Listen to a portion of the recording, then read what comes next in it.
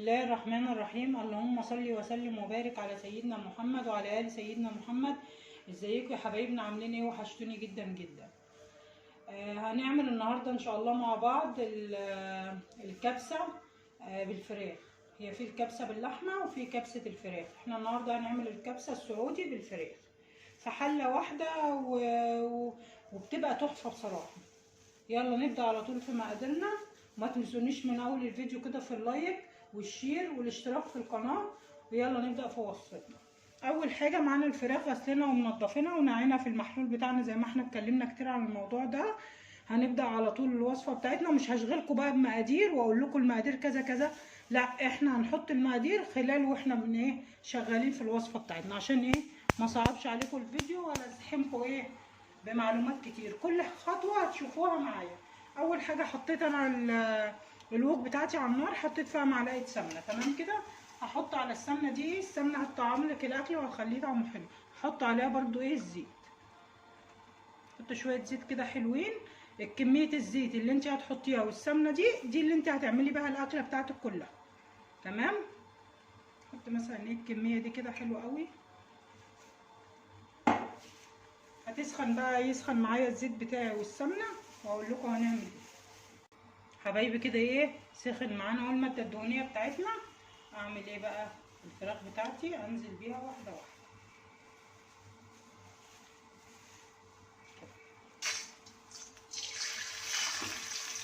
تمام.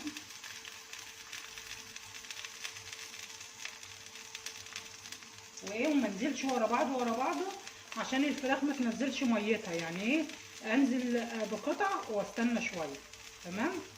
على اساس الفراخ ايه ما تنزلش الميه بتاعتها. كده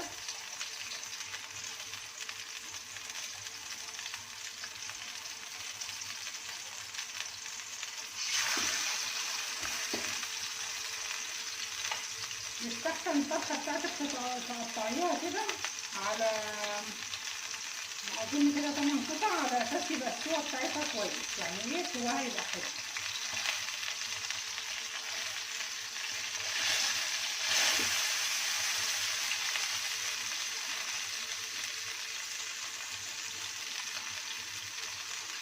تمام كده. ننزل بقى بالفرخه بتاعتي بالطريقه دي. أكلة سريعة وسهلة وبسيطة وطعمها تحفة. جربيها بس زي ما أنا بعملها كده وانتي معايا على المقادير.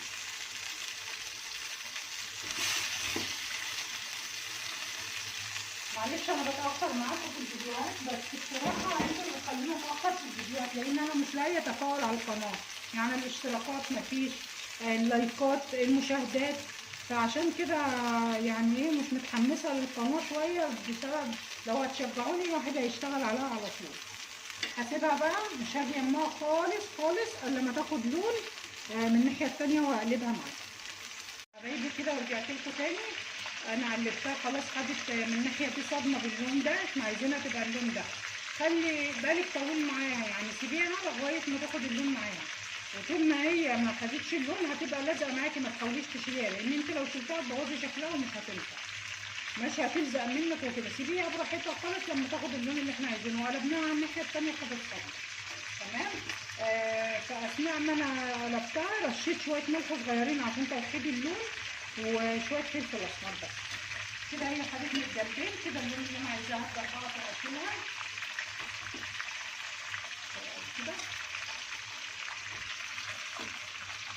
خلي بالك طويل معايا، يعني ما تستعجليش وتروحي تشيليها وهي ما خدتش لون او تلزق منك.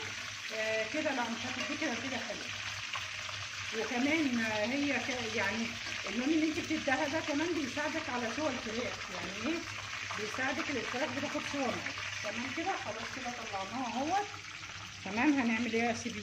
هنعمل ايه بقى بعد كده؟ هننزل بالبصل بتاعنا. هنوطي النار بتاعتنا شويه وننزل ايه بكميه بصل مفرومه كده معايا اهي. تمام.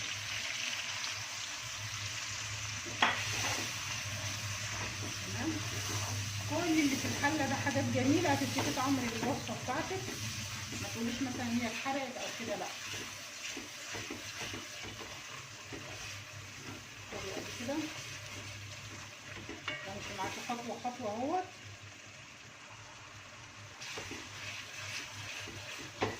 انا عايزه البصله بتاعتي بس ايه تصفر كده، يعني ايه مش عايزاها تبقى حمرا قوي. هعمل ايه بقى في اثناء المرحله دي؟ هحط سنه سكر صغير، سنه صغيره كده حوالي ربع معلقه.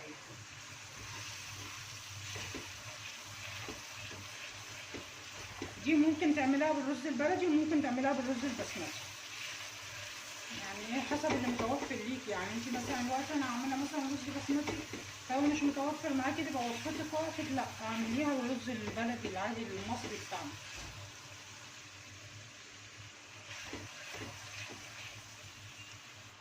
حبايبي كده اللون ده اهو، مش عايزاه تغمق عن كده. تمام. هعمل ايه تاني؟ هنزل بقى على البصله بتاعتي كده بالفراخ بتاعتي تاني اهو كده.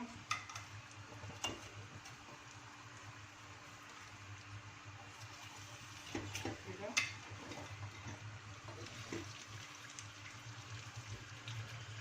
تمام. شلت كده كميه الفراخ بتاعتي، بقلبها ايه مع البصله. واعمل ايه بقى؟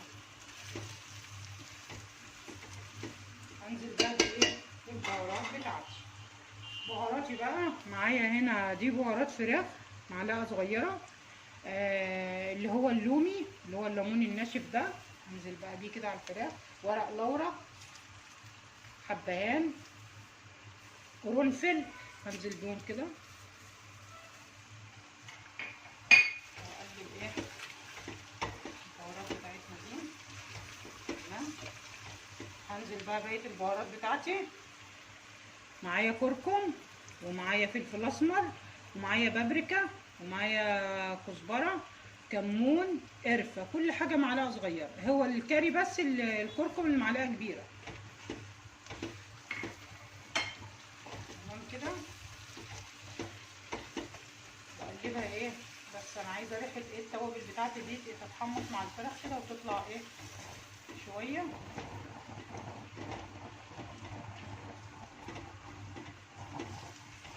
واقول لكم هنعمل كده يا حبايبي لغايه ايه بس البهارات بتاعتي تسخن كده وتبدا ريحتها ايه تطلع كده. نعمل ايه بقى؟ هنزل بكميه جزرتين مبشورين، تمام، وقرنين فلفل سبايس. لو هم متوفرين متوفرين، مش متوفرين براحتك. ننزل بالجزر بتاعنا كده مع الفراخ.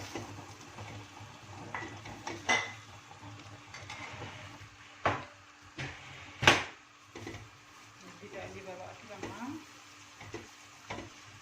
الجزر ده يديكي تسكيره حلوه قوي للكبسه بتاعتك، وطعم جميل ولون كمان، وقيمه غذائيه اعلى. تمام. هعمل ايه بقى بعد كده؟ هنزل بمعلقه صلصه، معلقه كبيره كده.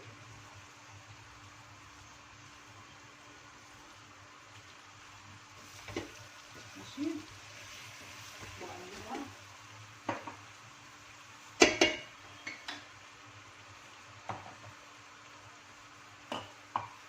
ومعايا هنا الطماطم بتاعتي حوالي 5 قطعات كده، ضربينهم في الكبة وهنزل بيهم كده.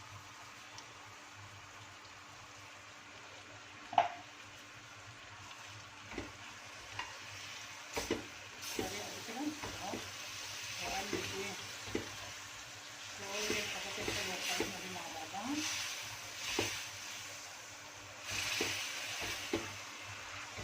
هعمل لكم ان شاء الله مرة جاية وصفة الكبسة باللحمة بتختلف عن بتاعة الفراخ، يعني مش نفس الطريقة. دي طريقة ودي طريقة. تمام كده. هسيبها بس كلها تشكشك مع بعضها. هنزل بقى بالملح بتاعي. ملحي بقى اكلتك. بقى كده بالملح بتاعي واقلبه.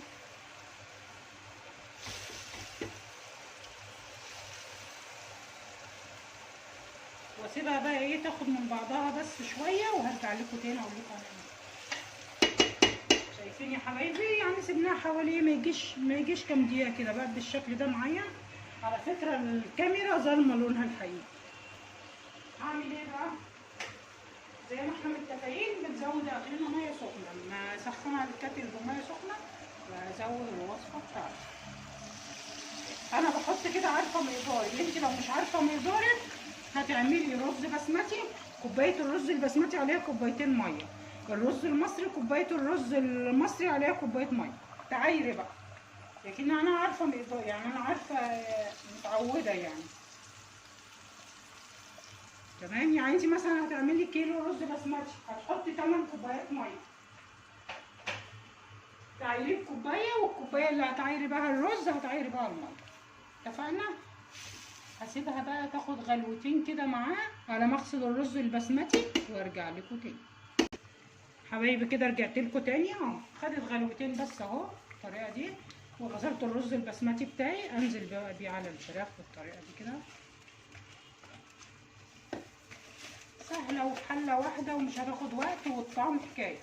وممكن تعمليها في عزومات، في مناسبات، في المولد، يعني هي حلوه بصراحه في كل حاجه.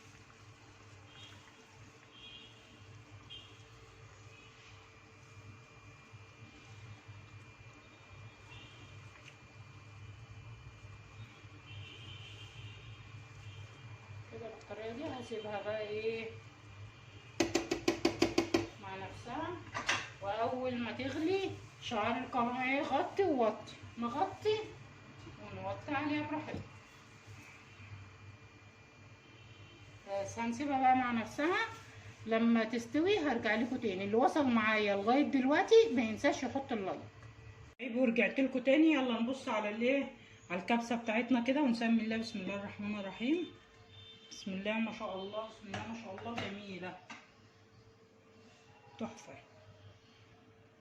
مستويه وتحفه، والفراخ استوت وكله.